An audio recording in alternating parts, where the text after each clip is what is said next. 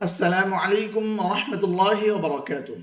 সম্মানিত দর্শক শ্রোতা, কোরআন শিক্ষা কোর্সের দ্বিতীয় ক্লাসে আমরা 17টি মাখরাজ এর 9টি মাখরাজ সম্পূর্ণ করতে পেরেছি, আলহামদুলিল্লাহ। প্রিয় দর্শক শ্রোতা, আজকের ক্লাসে আমরা বাকি 8টি মাখরাজ সম্পূর্ণ করব ইনশাআল্লাহ। অতএব যারা প্রথম দ্বিতীয় ক্লাস মিস্টেক করেছেন তাদের নিকট উদারত আহ্বান থাকবে, ক্লাস দুটি সম্পূর্ণ করবেন ইনশাআল্লাহ। আশা করি এর দ্বারা আপনার উপকার হবে। তো প্রিয় দর্শক শ্রোতা, তৃতীয় ক্লাস শুরু করা যাক। 10 নম্বর মাখরাজ, জিহ্বার আগার উল্টা পিঠ। জিহ্বার আগার উল্টা পিঠ তার বরাবর উপরের তালুর সঙ্গে লাগাইয়া।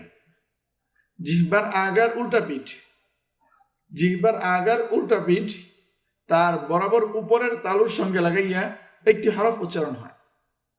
কয়টি হরফ? একটি হরফ উচ্চারণ হয়। র র র। হরফের উচ্চারণগুলো আমরা খুব খেয়াল করে শুনবো এবং হরফ সঠিক স্থান থেকে উচ্চারণ করার চেষ্টা করবো ইনশাআল্লাহ। র র র।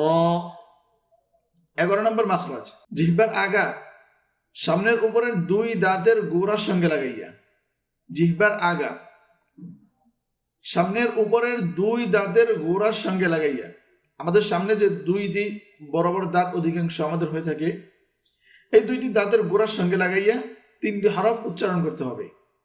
ত দাল তা, ত দাল তা, ত দাল তা। 12 নম্বর মাখরাজ, জিহ্বার আগা সামনের নিচের 2 দাঁতের পেট ও আগার সঙ্গে লাগাইয়া। খুব খেয়াল করেন, 12 নম্বর মাখরাজ, জিহ্বার আগা সামনের নিচের 2 দাঁতের পেট ও আগার সঙ্গে লাগাইয়া। আমরা 11 নম্বর পড়েছি, জিহ্বার আগা সামনে উপরের 2 দাঁতের গোড়ার সঙ্গে লাগাইয়া।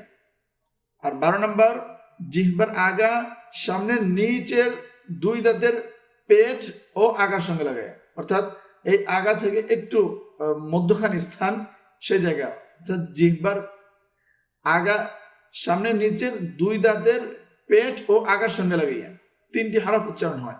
সদ সদ সদ, সিন সিন সিন, জা জা জা। 13 নম্বর মাখরাজ, জিহ্বার আগা সামনের উপরের 2 দাঁতের আগার সঙ্গে লাগাইয়া। জিহ্বার আগা সামনের উপরের 2 দাঁতের আগার সঙ্গে লাগাইয়া 3টি হরফ উচ্চারণ হয়। র র। জিহ্বার আগা সামনে উপরের 2 দাঁতের আগার সঙ্গে লাগাইয়া। র র র। দাল দাল দাল, সা সা সা, ও দাল সা। 14 নম্বর মাখরাজ, নিচের ঠোঁটের পেট, নিচের ঠোঁটের পেট সামনের উপরের 2 দাঁতের আগার সঙ্গে লাগাইয়া। সামনের উপরের 2 দাঁত, এই 2টি দাঁত, এই 2 দাঁতের আগার সঙ্গে লাগাইয়া একটি হরফ উচ্চারণ হয়। ফা ফা ফা ফা ফা। 15 নম্বর মাখরাজ, 2 ঠোঁট হইতে 3টি হরফ উচ্চারণ হয়। ওয়াও বা মিম।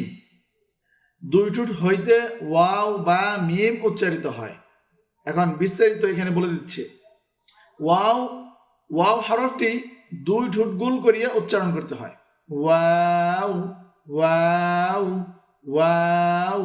বা বা 2 ঠোঁটের ভিজা অংশ হইতে, বা 2 ঠোঁটের ভিজা অংশ হইতে, অর্থাৎ এই যে আমাদের ভিজা অংশটা, ভিজা অংশ থেকে বা উচ্চারণ করতে হয়। বা বা বা।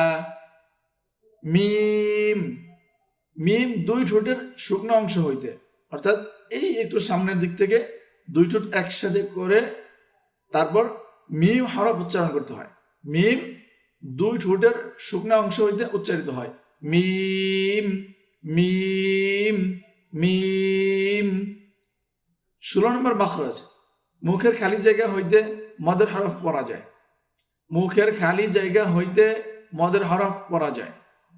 আমরা যে কোনো মদ পড়ি না কেন, সেটা 1 আলিফ মদ হোক, 3 আলিফ মদ হোক, 4 আলিফ মদ হোক, যেই মদ আমরা পড়ি না কেন সেটাই আমাদের মুখের খালি জায়গা হইতে উচ্চারণ করতে হয়।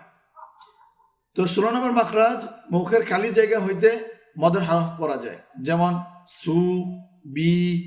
আমরা যত ধরনের মদ পড়ব সব মদ আমাদের মুখের খালি জায়গা হইতে উচ্চারণ করা হবে। 17 নম্বর মাখরাজ, নাকের বাঁশি হইতে গুন্নাহ উচ্চারিত হয়। নাকের বাঁশি হইতে গুন্নাহ উচ্চারিত হয়। আমরা যে কোনো গুন্নাহ করি না কেন, সেটা হোক ওয়াজিব গুন্নাহ, সেটা হোক ইদগামের গুন্নাহ, সেটা হোক ইকফার গুন্নাহ, সেটা হোক মিম সাকিনে ইকফাই শাফির গুন্নাহ, হোক সেটা মিম সাকিনে ইদগামে মিসলাইনের গুন্নাহ, অর্থাৎ যত প্রকার গুন্নাহ আছে, যে কোনো গুন্নাহ আমরা করি না কেন, সকল গুন্নাহ আমাদের নাকের বাঁশি হইতে উচ্চারণ করতে হবে। আমাদের গুন্নাহ যদি নাকের বাঁশি হইতে না হয়, সেক্ষেত্রে আমাদের গুন্নাহ মাখরাজ অনুযায়ী উচ্চারণ হবে না। অতএব আমরা নাকের বাঁশি হইতে গুন্নাহ উচ্চারণ করব। তো প্রিয় দর্শক শ্রোতা, 2টি ক্লাসের মাধ্যমে আমরা 17টি মাখরাজ সম্পূর্ণ করতে পেরেছি, আলহামদুলিল্লাহ।